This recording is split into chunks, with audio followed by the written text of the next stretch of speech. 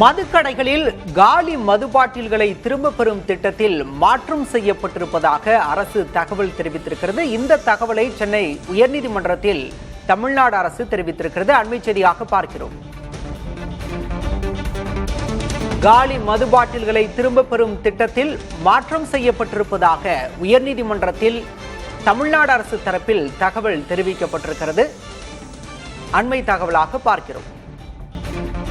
தமிழ்நாட்டில் தற்போது டாஸ்மாக் கடைகளில் காலி மது பாட்டில்களை திரும்ப பெறும் திட்டம் நடைமுறையில் இருக்கிறது. அந்த திட்டத்தில் மாற்றம் செய்யப்பட்டிருப்பதாக அரசு தகவல் தெரிவித்திருக்கிறது. இந்த தகவல் என்பது உயர்நீதிமன்றத்தில் தெரிவிக்கப்பட்டிருக்கிறது. பாட்டிலுக்கு 10 ரூபாய் கூடுதலாக வசூலிக்கும் போது அதை ரசீதில் குறிப்பிட வேண்டும் என நீதிமன்றம் அறிவுறுத்தியிருக்கிறது. மது பாட்டிலுக்கு 10 ரூபாய் கூடுதலாக வசூலிக்கப்படுவது பேசு பொருளாக மாறியிருக்கக்கூடிய சூழலில் நீதிமன்றம் ஒரு முக்கியமான கருத்தை குறிப்பிட்டிருக்கிறது. கூடுதலாக 10 ரூபாய் வசூலிப்பதற்கு ரசீது கொடுக்க வேண்டும் என நீதிபதிகள் கருத்து தெரிவித்திருக்கின்றனர். அண்மை செய்தியாக பார்க்கிறோம். ஊழலை ஒருபோதும் சகித்துக் கொள்ள மாட்டோம் என தமிழ்நாடு அரசு தரப்பில் நீதிமன்றத்தில் தெரிவிக்கப்பட்டிருக்கிறது. காலி மது பாட்டில்களை திரும்ப பெறும் திட்டத்தில் மாற்றம் செய்யப்பட்டிருப்பதாகவும் நீதிமன்றத்தில் தமிழ்நாடு அரசு குறிப்பிட்டிருக்கிறது.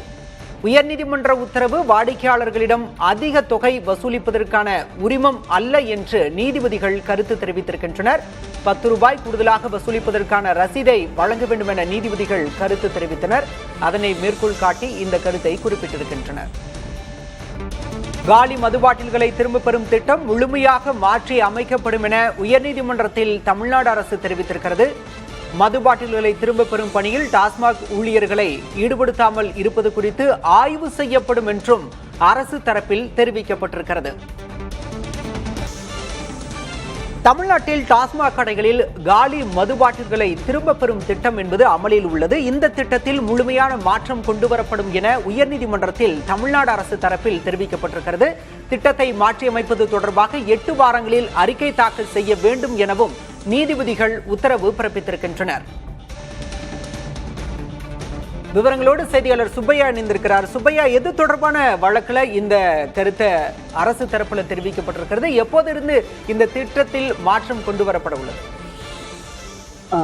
அதாவது சென்னை உயர்நீதிமன்றத்தில் வன விலங்குகள், சுற்றுச்சூழல் மற்றும் பாதுகாப்பு தொடர்பான வழக்குகளை விசாரிப்பதற்கு பசுமை பெஞ்ச் என்ற ஒரு பெஞ்சு அமைக்கப்பட்டிருக்கிறது. அந்த அமர்வு அது வனவிலங்கு, வனத்துறை, வன பாதுகாப்பு தொடர்பான ஒரு அமர்வு. அந்த அமர்வு தான் இந்த வழக்கு தொடர்பாக டாஸ்மாக் கடைகளில் மது பாட்டில் மலைப்பிரதேச செல்லக்கூடிய வீசி எரிஞ்சாங்க, விலங்குகளுக்கு பாதிப்பு ஏற்படுது, காலில் குத்திடுது, அதன் மூலமா பாதிப்பு ஏற்படுது விலங்குகள் சொல்லி ஒரு வழக்கு போட்டிருந்தாங்க. அந்த வழக்கு தான் சென்னை உயர்நீதிமன்றத்தில் என்ன பண்ணாங்கன்னா, மலைப்பகுதியில் உள்ள டாஸ்மாக் கடையில் விற்பனை செய்யக்கூடிய மது பாட்டில கூட 10 ரூபா வசூல் வாங்கலாம் விற்பனை செய்யும் பொழுது அவங்க அந்த காலிப்பாட்டை திரும்ப ஒப்படைக்கும் பொழுது 10 ரூபாய் திருப்பி கொடுத்துடலாங்கிற மாதிரி ஒரு திட்டத்தை கொண்டு வருவாரு நீதிமன்றம் சொல்லியிருந்தாங்க. அதன் அடிப்படையில் அமல்படுத்துவதாக தமிழக அரசு ஒப்புக்கொண்டது. இதன் அடிப்படையில் கடந்த சில மாதங்களாக இந்த திட்டம் தமிழகம் முழுவதும் விரிவுபடுத்தப்பட்டு இந்த திட்டம் அமல்படுத்தப்பட்டு வருகிறது. இது தொடர்பான வழக்கு இன்று மீண்டும் விசாரணைக்கு வந்தது. அப்போது அரசின் தலைமை வழக்கறிஞர் விஜயநாராயணன் ஆஜராகி தமிழகத்தில் 3 மாவட்டங்களை தவிர பிற மாவட்டங்களில் காலி மதுபான பாட்டில்களை திரும்ப பெறும் திட்டம் அமல்படுத்தப்பட்டுள்ளதாக தெரிவித்தார். முழுமையாக அனைத்து மாவட்டங்கள் அமல்படுத்தப்பட்டிருக்கிறது 3 மாவட்டங்கள் சொன்னாரு. அது மட்டும் இல்லாமல் இந்த திட்டத்தை முழுமையாக மாற்றி அமைப்பு இருப்பதாகவும், காலி மது பாட்டில்களை திரும்ப பெறும் பணியில் டாஸ்மாக் ஊழியர்கள் ஈடுபடுத்தப்படாமல் இருப்பதற்காக சாட்சியங்கள் குறித்து ஆராயப்படும் என்றும் தெரிவித்தார்.